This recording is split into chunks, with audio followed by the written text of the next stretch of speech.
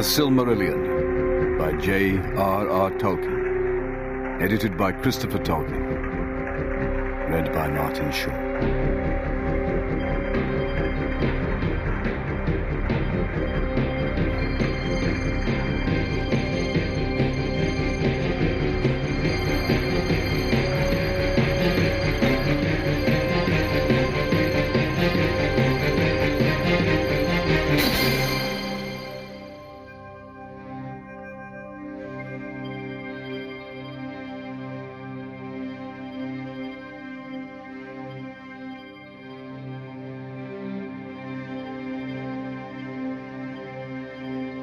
Ainulindale, the music of the Ainur.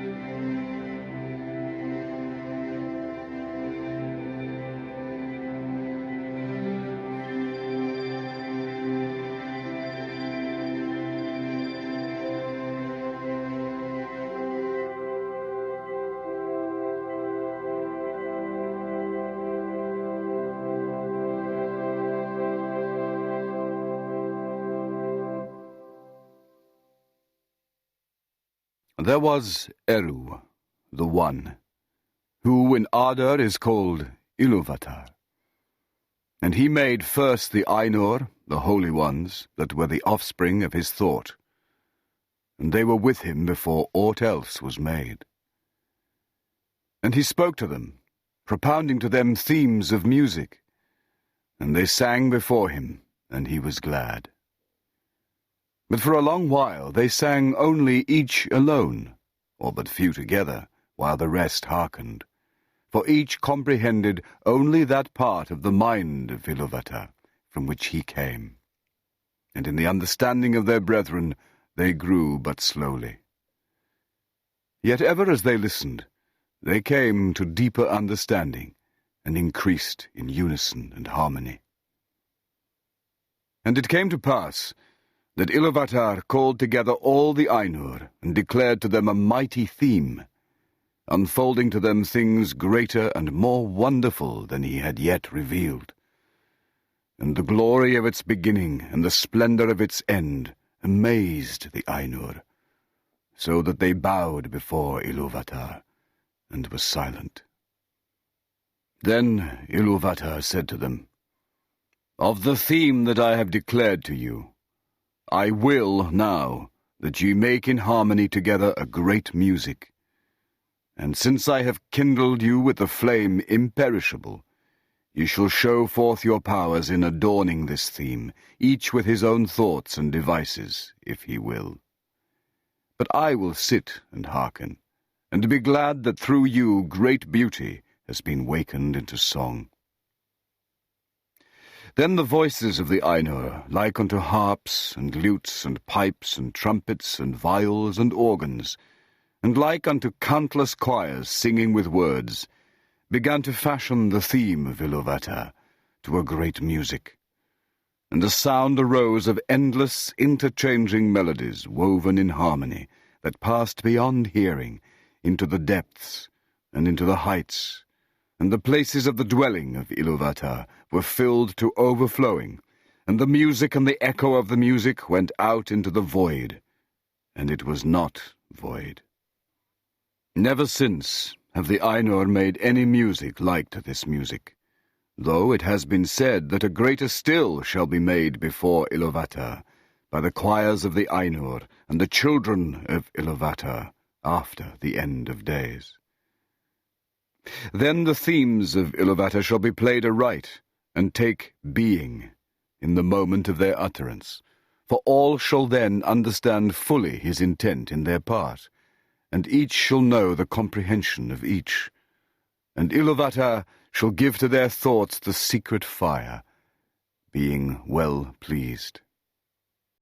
But now Ilúvatar sat and hearkened, and for a great while it seemed good to him, for in the music there were no flaws.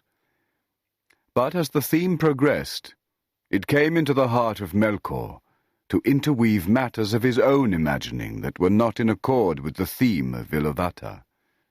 For he sought therein to increase the power and glory of the part assigned to himself. To Melkor, among the Ainur, had been given the greatest gifts of power and knowledge, and he had a share in all the gifts of his brethren. He had gone often alone into the void places, seeking the imperishable flame, for desire grew hot within him to bring into being things of his own, and it seemed to him that Iluvatar took no thought for the void, and he was impatient of its emptiness. Yet he found not the fire, for it is with Iluvatar. But being alone, he had begun to conceive thoughts of his own unlike those of his brethren.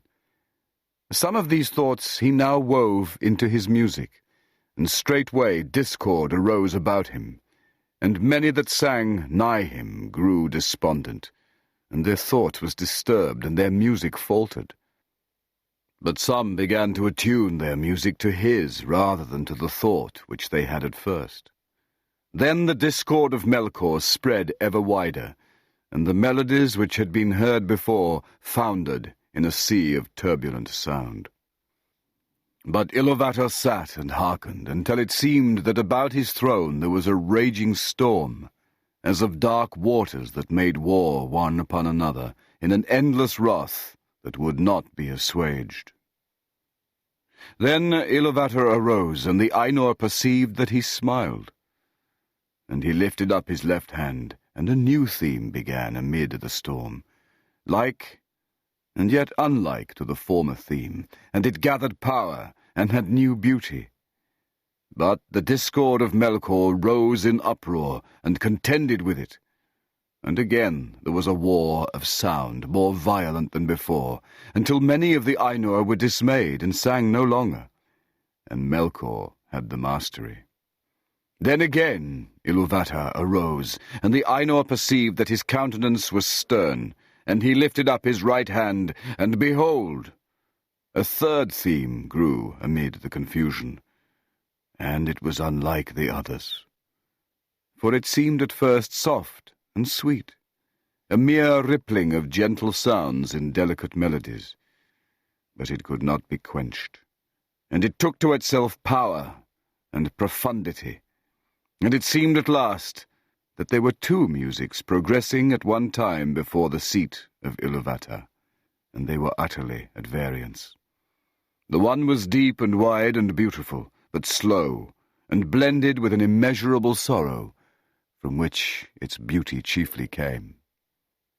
The other had now achieved a unity of its own, but it was loud and vain and endlessly repeated, and it had little harmony, but rather a clamorous unison as of many trumpets braying upon a few notes. And it essayed to drown the other music by the violence of its voice, but it seemed that its most triumphant notes were taken by the other and woven into its own solemn pattern. In the midst of this strife, whereat the halls of Iluvatar shook, and a tremor ran out into the silences yet unmoved, Iluvatar arose a third time, and his face was terrible to behold. Then he raised up both his hands, and in one chord, deeper than the abyss, higher than the firmament, piercing as the light of the eye of Iluvatar, the music ceased. Then Iluvatar spoke, and he said, "Mighty are the Ainur, and mightiest among them is Melkor. But that he may know, and all the Ainur, that I am Iluvatar, those things that ye have sung, I will show them forth, that ye may see what ye have done. Thou, Melkor, shalt see that no theme may be played that hath not its uttermost source in me. Nor can any alter the music in my despite. For he that attempteth this shall prove but mine instrument in the devising of things more wonderful, which he himself hath not imagined." Then the Ainur were afraid, and they did not yet comprehend the words that were said to them, and Melkor was filled with shame, of which came secret anger.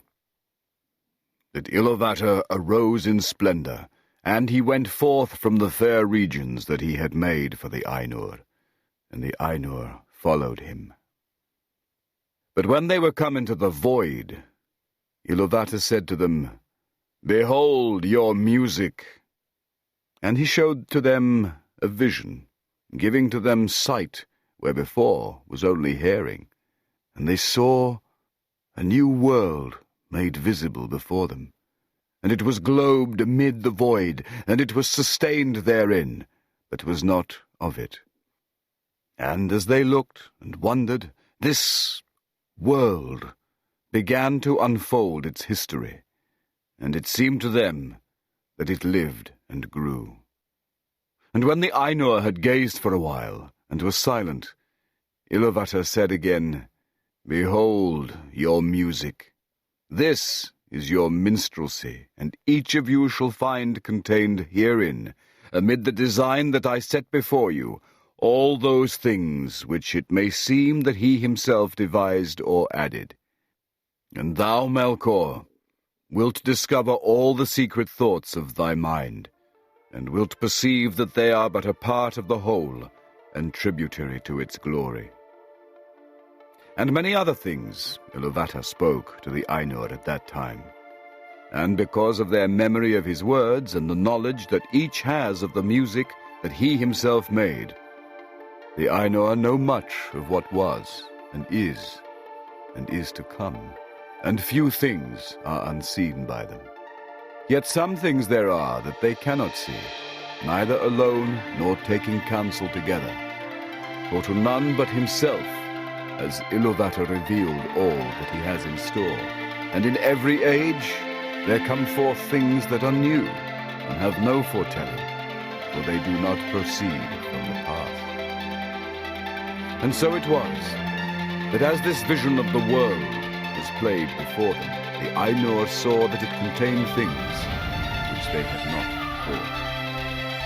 And they saw with amazement the coming of the children of Iluvatar, and the habitation that was prepared for them, and they perceived that they themselves in the labor of their music had been busy with the preparation of this dwelling, and yet knew not that it had any purpose beyond its own beauty. For the children of Iluvatar were conceived by him alone, and they came with the third field, and were not in the field which Iluvatar propounded at the beginning, and none of the Ainur had part. Therefore, when they beheld them, more did they love them, being things other than themselves, strange and free, wherein they saw the mind of the matter reflected anew, and learned yet a little more, which otherwise. Now the children of Iluvatar are elves,